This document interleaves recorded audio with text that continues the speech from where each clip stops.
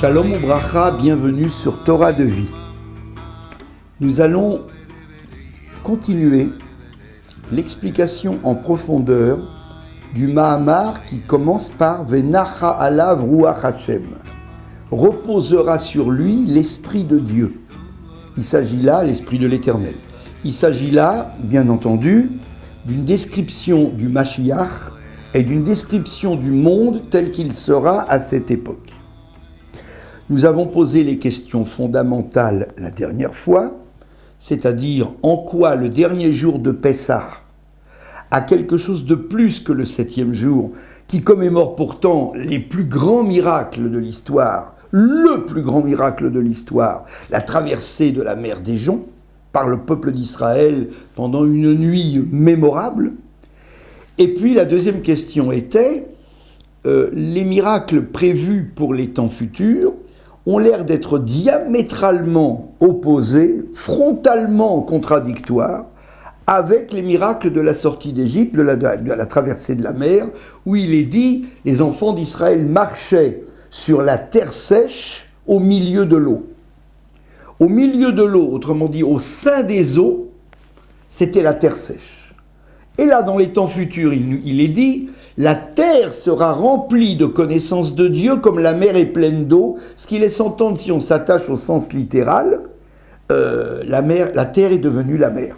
Autrement dit, il y a là une symétrie totalement inverse des miracles entre telle période et telle période. Alors nous allons continuer aujourd'hui et nous allons bien sûr expliquer les termes et les concepts de mer et de terre sèche. En hébreu, yam et yabasha. Mer, yam, yabasha, terre sèche. Nous allons les expliquer à différents niveaux. D'abord, à travers le filtre de la spiritualité. Ce qu'on appelle le Seder Ishtalshelut, qu'on doit traduire par le système d'échelonnement relatif des mondes tel qu'il a été créé. Et puis nous l'expliquerons à un autre niveau également, qui est beaucoup plus proche de nous, c'est ce qu'on appelle Avodat à Adam. Qu'est-ce que les deux concepts de mer et de terre sèche représentent dans notre service quotidien, dans notre service de Dieu, le service pour lequel nous avons été envoyés ici. Il y a tout d'abord, sur un plan littéral, le concept de mer et de terre. Les créatures de la terre, dit la Chassidoute, et en particulier le Rabbi, les créatures qui sont attachées à la terre sont en réalité indépendantes par rapport à cette terre. Même si la terre les porte, même si la terre leur donne leur nourriture quotidienne, ces créatures vivantes sont indépendantes de cette terre. Ils sont, ou elles sont, détachés. Au contraire, c'est leur vie et c'est leur développement qui dépend de leur indépendance. Si une créature est liée à la terre, il est évident qu'elle ne peut pas se déplacer, aller chercher sa nourriture, procréer, ainsi de suite. Donc il faut qu'elle soit indépendante. Indépendante de leur source de vie. La terre est leur source de vie, et néanmoins les créatures lui sont étrangères, indépendantes, détachées. Il n'en va pas de même avec les créatures de la mer. Les créatures vivantes qui se trouvent dans la mer sont étroitement liées à la mer. Elles ont besoin de la mer, c'est leur milieu vital. Si on les sépare de ce milieu, elles meurent. Elles ne peuvent plus continuer de vivre. Il y a donc ici deux notions que nous devons retenir sur le plan spirituel. Les créatures de la terre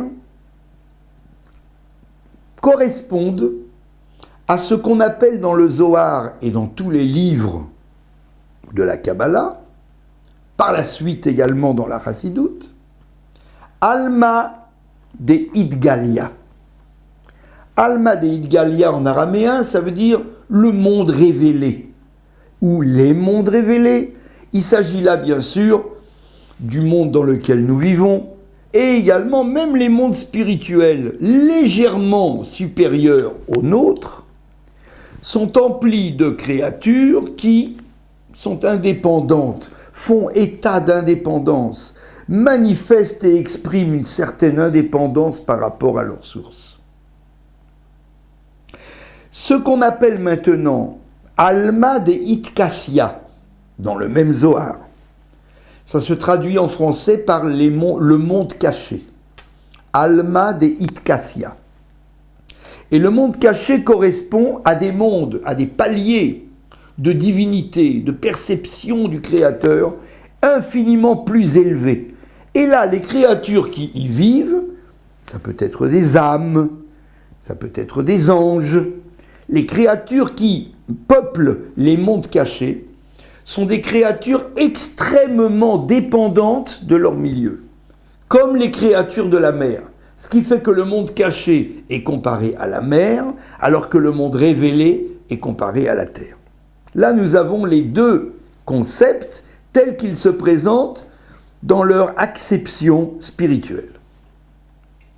Maintenant, il y a dans le Avodat Adam, autrement dit, dans le service que l'être humain doit fournir, doit donner, c'est la raison d'être de sa venue ici, il doit servir, comme le Talmud le dit, je n'ai été créé que pour servir mon Créateur. Eh bien, ce service va faire état des deux mêmes concepts, mer et terre sèche. Autrement dit, nous devrons, dans notre service, faire preuve de dépendance vis-à-vis du Créateur et également d'indépendance. Tout dépend de l'activité à laquelle nous nous livrons. Par exemple, lorsque nous étudions la Torah, qui est un facteur très important dans le service de Dieu, lorsque nous étudions la Torah, il nous est demandé d'être indépendants. Il faut trouver, bekoach atzmo, il faut trouver par sa propre force, par sa propre inspiration, par sa propre intelligence, des perspectives nouvelles dans la Torah. On ne nous demande pas de répéter des mantras. On ne nous demande pas de répéter des formules creuses toute la journée qui vont nous saouler, qui vont nous enivrer. Absolument pas. On nous demande de faire preuve d'indépendance pour créer de nouvelles perspectives et faire reculer les frontières du savoir.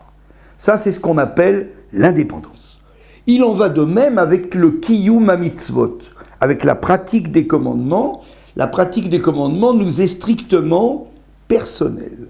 Chaque individu va pratiquer selon ce qu'il est. Le commandement est le même, il reste le même, bien entendu. On fait intervenir aucune fantaisie dans la pratique du commandement, mais on pratique ce commandement et on l'accomplit comme ce que l'on est. Autrement dit, dans l'espace, dans le temps et dans la psychologie qui sont celles de l'homme en train d'accomplir. Donc là, vous avez deux activités, étude de la Torah et pratique des commandements, qui sont apparentées à ce qu'on pourrait appeler la terre sèche, autrement dit, les créatures indépendantes. Maintenant, il existe une autre activité qui s'appelle avoda et qui peut être... Avoda, c'est en général traduit par travail, mais avoda veut dire aussi ouvrage. Avoda veut dire aussi travail sur soi. Et avoda, dans les textes classiques, pour ne pas rencontrer de difficultés, les traducteurs ont simplement traduit par service. Et ce service aujourd'hui s'exprime par la tefila. La tefila que l'on traduit vulgairement par prière, alors qu'elle a très peu de rapport avec la prière, telle qu'on la conçoit dans la pensée philosophique et dans la pensée chrétienne, la avoda, la tefila, est un travail personnel. c'est un exercice d'affinage. Un exercice d'affinage de soi. Bien sûr, cet exercice prend effet à partir de textes qui sont toujours les mêmes, que l'on répète chaque jour. Mais ces textes doivent être compris, ils doivent être approfondis, ils doivent être surtout personnalisés. On doit personnaliser les textes de telle sorte qu'on se sente concerné. À partir de là commence la avoda, le travail sur soi. Je ne suis pas un homme en train de lire un texte qui m'est étranger. Je suis quelqu'un qui m'identifie totalement, au bout d'un certain temps, à la psychologie induite dans les mots de la tefila. Je suis celui qui ressent et qui devrait ressentir et qui devrait comprendre avant tout, parce qu'il faut un certain matériel, un certain vocabulaire, une certaine connaissance pour entrer dans les mots de la tefila.